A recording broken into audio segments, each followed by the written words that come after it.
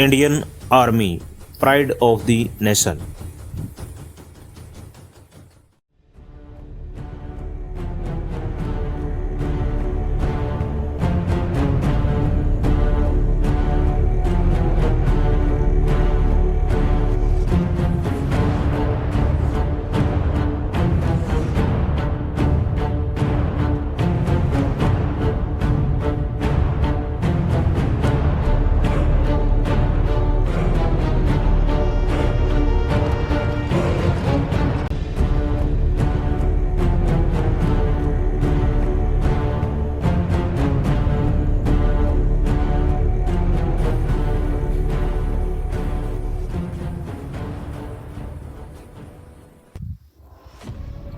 उत्तर में हिमालय की बर्फीली चोटियों से लेकर दक्षिण में हिंद महासागर के मुहाने तक, पश्चिम में थार के तपते रेगिस्तान से लेकर पूर्वोत्तर के घने जंगलों तक, हर मौसम हर परिस्थिति में सतर्कता और साहस के साथ तैनात है इंडियन आर्मी, जो भारत को चारों ओर से सुरक्षा प्रदान करती है। वैसे तो इंडियन आर्मी की गौरव गाथा को एक ही वीडियो में समेट पाना नामुमकिन है, क्योंकि इसका इतिहास सिर्फ तारीखों का नहीं बल्कि असंभव को संभव बना देने वाले शौर्य, बलिदान और साहस की अमर कहानियों से भरा हुआ है। आइए इंडियन आर्मी की गौरवशाली सैन्य विरासत का सफ़र तय करते हैं, जिसमें आर्मी के इतिहास, योगदान, संगठन संरचना, हथियार प्रणाली और वर्तमान ताकत की बात करेंगे। भारतीय सैन्य परंपरा उतनी ही प्राचीन है जितनी हमारी सभ्यता।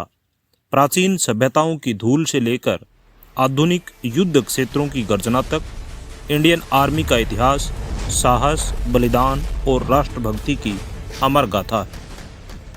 मौर्य साम्राज्य के समय चंद्रगुप्त मौर्य की विशाल गजसेना, घुड़सवारों और अनुशासित पैदल सैनिकों से संगठित सैन्य शक्ति की नींव रखी गई। गुप्त काल में यह परंपरा और सुदृढ़ हुई, जहां रणनीति, प्रशिक्षण और हथियारों ने भारत की सीमाओं की रक्षा की। मध्यकाल में मुगलों ने तोपखाने, प्रशासन और विविधता से युक्त सेना बनाई। वहीं राजपूतों का शौर्य, पृथ्वीराज चौहान और महाराणा प्रताप जैसे वीरों ने मुगलों की तोपों का मुकाबला किया, और मराठाओं की बहादुरी, शिवाजी महाराज की सेनाओं ने गुरिल्ला वॉरफेयर से मुगलों को थका दिया। साल 1776 ईस्ट इंडिया कंपनी ने कोलकाता में एक मिलिट्री डिपार्टमेंट की स्थापना की, जिसके अधीन बंगाल, मद्रास और मुंबई प्रेसिडेंसी सेनाएं शामिल थी। बंगाल इन्फेंट्री के सैनिक मंगल पांडे जैसे वीरों ने 1857 में कंपनी के शासन को हिला दिया, और इस विद्रोह के बाद ब्रिटिश पार्लियामेंट के गवर्नमेंट ऑफ इंडिया एक्ट 1858 से ईस्ट इंडिया कंपनी का शासन समाप्त कर दिया गया और सेनाएं वायसराय के अधीन आ गई। इंडियन आर्मी की नींव 1 अप्रैल 1895 को ब्रिटिश काल में पड़ी, जब प्रेसिडेंसी सेनाओं का एकीकरण किया गया।